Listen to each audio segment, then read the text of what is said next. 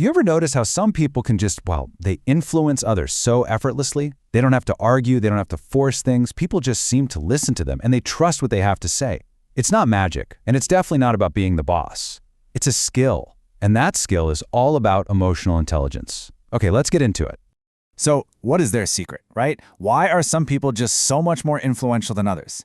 The answer might actually surprise you, because it has way less to do with having the loudest voice or the most perfect argument, and well, everything to do with understanding how people really work on the inside. You know, we're often taught that the key to persuading someone is just having the best facts, the most solid, logical arguments. But that's mostly a myth.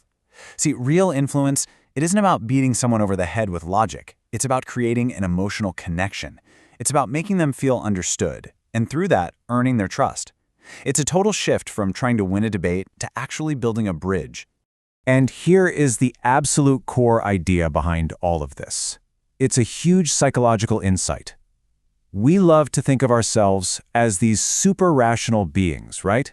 But the science tells a very different story.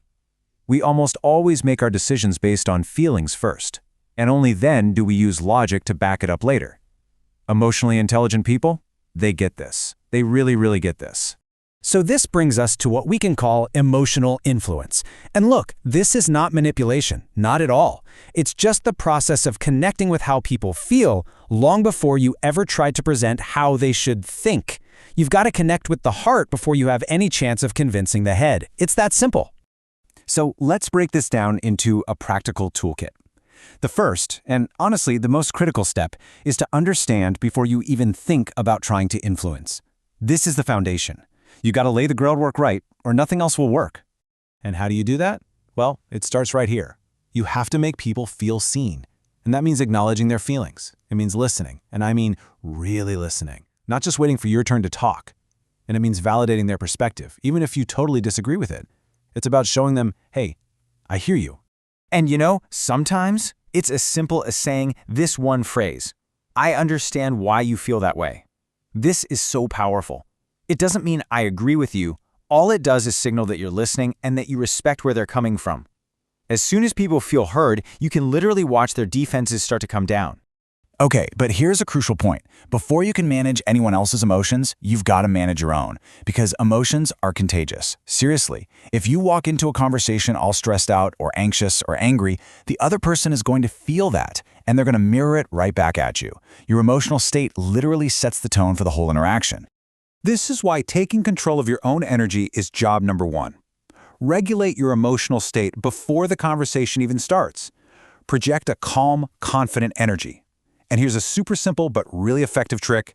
Just slow your speech down a little bit. It signals that you're composed, and it helps put the other person at ease too. All right, so now that you've set the right emotional tone, the next piece of the puzzle is all about how you communicate. The big goal here? To guide the conversation, not to force an outcome down their throat. The difference is, it's subtle, but it is so powerful. Instead of making these blunt statements like, you're wrong, you can just shift to asking guiding questions. Things like, what if we tried this? Or, can I share another perspective? It completely transforms what could be a conflict into a, let's figure this out together kind of exploration. So why does this work so well? It's simple, really. Questions invite thinking. The moment you tell someone they're wrong, their brain's first instinct is to get defensive, to put up a wall. But when you ask a genuine question, you're inviting them to think with you. You just waltz right past all their defenses. And that brings us to the final and maybe the most important piece of this whole thing. It's a huge mindset shift that really ties all of these techniques together. And it's this: you have to pursue connection, not victory. This right here, this is the key difference. Someone with low emotional intelligence sees a conversation as a battle to be won. The goal is just to prove they're right. But people with high emotional intelligence, they understand that the real goal is to make the relationship stronger. They know that influence that actually lasts is built on a foundation of trust. So this is the question. This is what you have to ask yourself before any big conversation. Do I want to be right, or do I want to be effective? Because sometimes winning the argument right now means losing the influence and trust you're going to need for the long run. Being effective is about getting the best outcome for everyone, and that almost always starts with connection. So, to wrap this all up, what is true emotionally intelligent influence? Well, it's understanding emotions first and foremost.